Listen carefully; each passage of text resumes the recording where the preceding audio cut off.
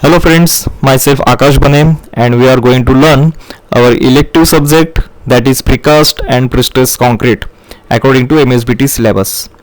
Now coming to syllabus, we have unit 1 as precast concrete elements which carries 12 marks. Unit 2 prefabricated buildings carries 16 marks. Unit 3 introduction to prestressed concrete carries 8 marks. Unit 4 methods and systems of prestressing carries 8 marks.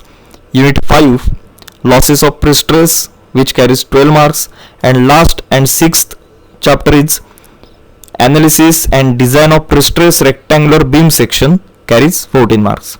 In this syllabus, unit 2 and unit 6, that is prefabricated building and analysis and design of prestress rectangular beam section, carries maximum marks. So we will see the importance of these two chapters and remaining chapters. Now coming to the scenario of precast concrete, what is meant by precast concrete? So precast concrete is reinforced concrete or maybe only concrete that is cast away from the building site and transported for assembling on site. Some but not all precast concrete is available in standard shapes and dimensions. Now there are some examples like wall panels, beam, column, slab, footings, box culverts, bridge girder, bridge panel, paver blocks, railway sleepers, poles, hollow and solid concrete blocks, etc. Now we will see the examples in preview. So some precast concrete members in picture preview. You will see the first member, that is precast concrete wall, which is having opening like door and windows. These openings are provided at the time of casting of these walls, and there are some provisions for precast slab. You can see that at the top of this wall, these are the provisions for precast concrete slab. Now we will see the placing of precast concrete walls. So these walls are placing like this process as shown in figure. At the right side of this picture there is high-rise building. So if we use this process or if we use this precast concrete walls, we can achieve the speedy construction of high-rise buildings. Next is precast concrete slab.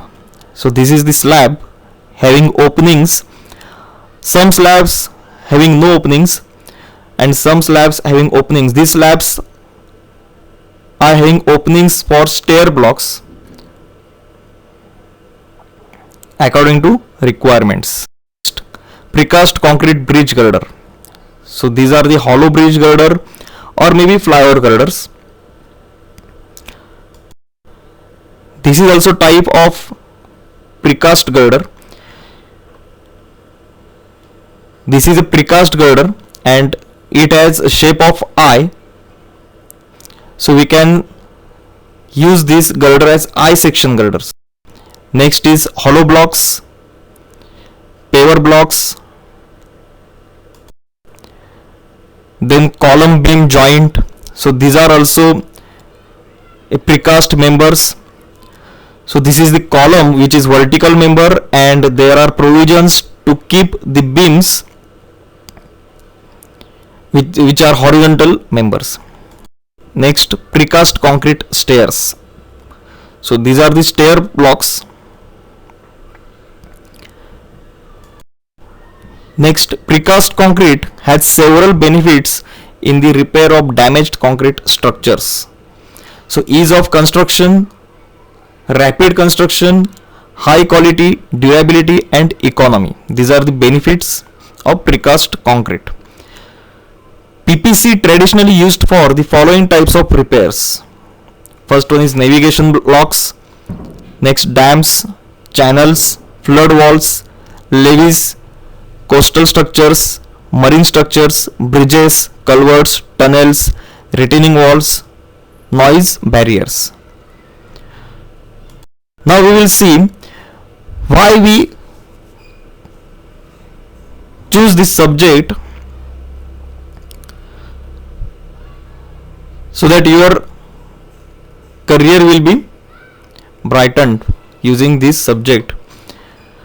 So why to choose precast and prestressed concrete? So precast construction is widely used in the metro and bridges, but nowadays precast concrete structures are also used in high-rise residential buildings, factories, industries. This subject will help the students to gain the knowledge of the modern construction technologies, which is having good scope as a civil engineer in metropolitan cities. The knowledge of this subject may help to get employed by big construction companies like L&T, Tata Projects and SCC etc. Now we will see Unit 1 in the next video. Thank you.